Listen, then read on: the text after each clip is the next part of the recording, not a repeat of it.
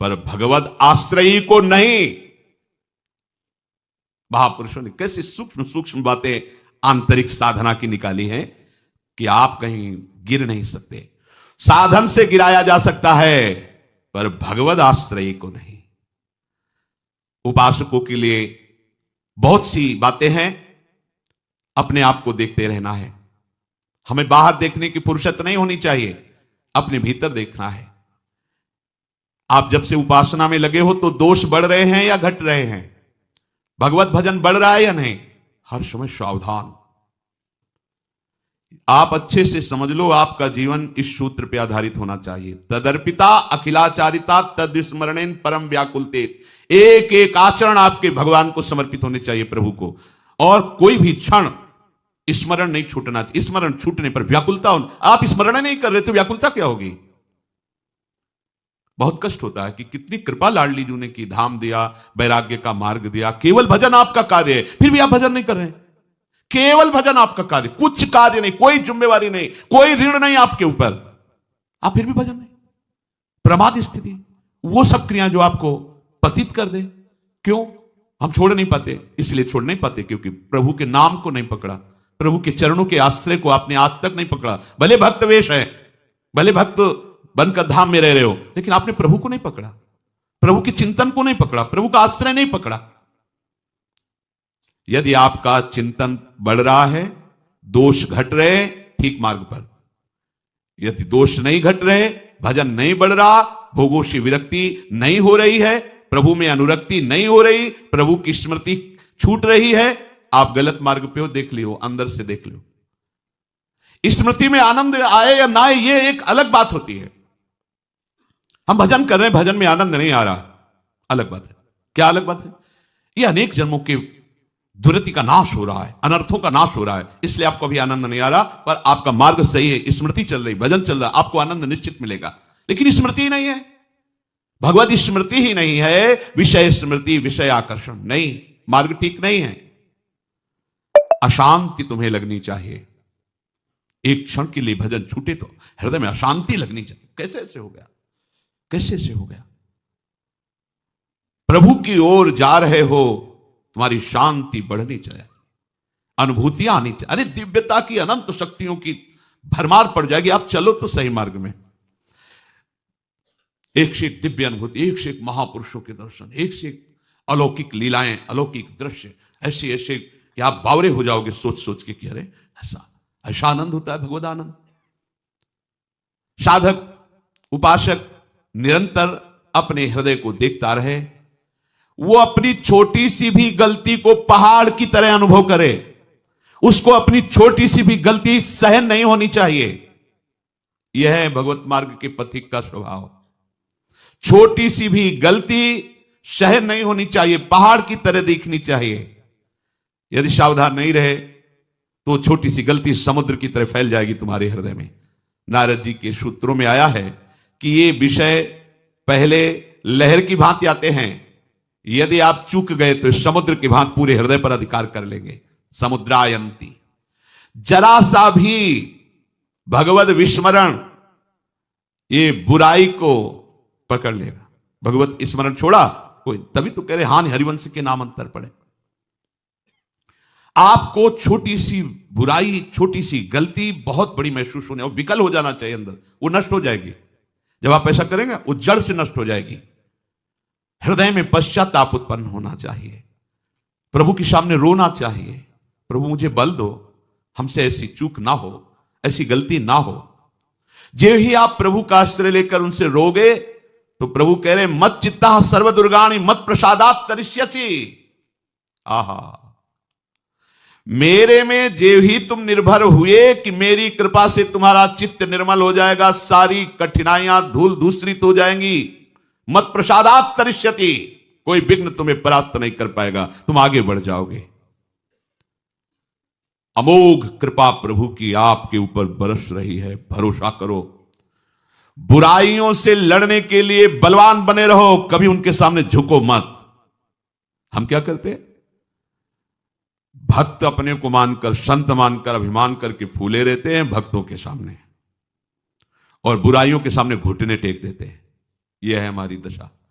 जब कोई बुरा भाव आता है तो हम घुटने टेक देते हैं, नहीं जीतेंगे आपसे, आओ आपका स्वागत है, जैसे चाहो वैसा बर्ताव करवा लो।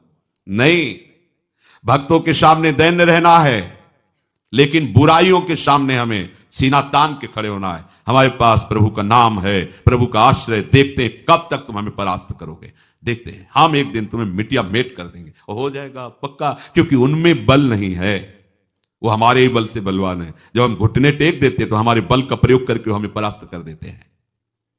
कभी भी उपासक बुराइयों से दबे नहीं। जो मनुष्य बुराइयों से दब जाता है, पाप से दब जाता है, तो वो भगवान और भगवान के राज्य में अहंकार करता है और वहां दैन्य रहता है। पहचान है, उसके मन में रहेगा ये आदमी भाग जाएगा तो हमारा काम कैसे चलेगा, ये भोग हट जाएगा तो हम जिएंगे कैसे। वो इसमें दैन्य, हम तुम्हारे हाथ जोड़ते हैं, तुम ऐसा ऐसा, हम तुम्हारे बिना जी नहीं सकते, हम इस भोग के बिना नहीं जी, इस वस्तु, वहां दैन्य रहेगा। और भक्तों के सामने और भगवत मार्ग में वो मत छिटेगा, हम तो धनी, हम तो बड़े आदमी, ऐसा वैसा।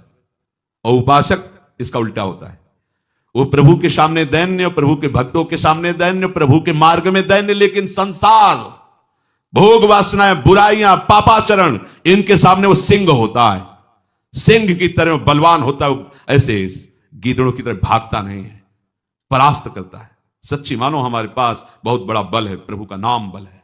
अगर आज घुटने टेक दिए तो हम जैसे दूध पी के और पहलवानी करेंगे, कल हम तुम्हें परास्त करेंगे। ऐसे ही अगर हम हाथ चूक हो गई, फिसल गए, तो हमें हारना नहीं है। राधा राधा राधा, एक दिन तो तेरे पर विजय प्राप्त थी, और वो विजयी होगा ही, क्योंकि यत्र योगेश्वरा कृष्णो यत्र पार्थो धनुर्धरा तत्र श्री विजयो भूतिर्धुआ नीतिन मतिर्मम। वो प्रभु का नाम का आश्रय, प्रभु के चरण आश्रित है, उसकी विजय होगी। अभिमान ते नारे, बहुत ध्यान देने योग्य विषय है। प्रभु के सामने दीन रहो, भक्तों के सामने अभिमान मत करो, साधन मार्ग में अभिमान मत करो, लेकिन भोगों के सामने सीना तान के डटे रहो, नहीं परास्त होंगे तुमसे। जब आप भक्तों के सामने अभिमान करोगे तो वहां घुटने टेकने ही होंगे, और जब आप इधर दैन्य रहोगे तो इस दरबार में जो डरता है उसे माया की ताकत नहीं, काल की ताकत नहीं कि डर अभय होए जो तुम्हें डराई। जो भक्त और भगवान से दैन्य होकर के इस बात से डरता रहता है कोई गलती न बन जाए, उसे समुझ जाए शरण ते डरत ना काल डर। वो काल से भी नहीं डरते, इन विकारों की तो बात जाने दो। आहा, मैं तो ही अब जाने संसार, बाध न सके मोहि, क्यों हरि के बल, अरे प्रकट कपट आगार। मैं तो ही जाने अब संसार, ए संसार, अब मैं जान गया हूं, अब तुम मेरे को नहीं बांध पाएगा।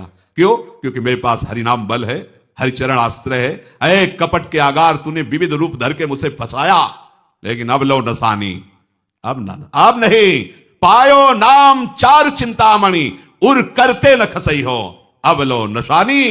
अब बहुत हो गया, अब नहीं, परास्त नहीं हूं। 100 बार हारेंगे लेकिन फिर भी हम खड़े ही होंगे और तुम्हें परास्त करेंगे। काम क्रोध लोभ मोह मद मत्सर, तुमने बहुत कपट जाल फैलाकर हमें परास्त किया, बहुत हो गया, अब नहीं, अब नहीं, अब लो नशानी। अरे उठो, हरि के अंश हो, हरि नाम जप रहे हो, हरि आश्रित हो, इससे बड़ा कोई नहीं कि तुम्हें कोई परास्त कर सके। जो ऐसी निष्ठा वाला होता है उसके हृदय में स्वयं आकर भगवान बैठ जाते हैं और ये विकार सपरिवार मारा जाता है।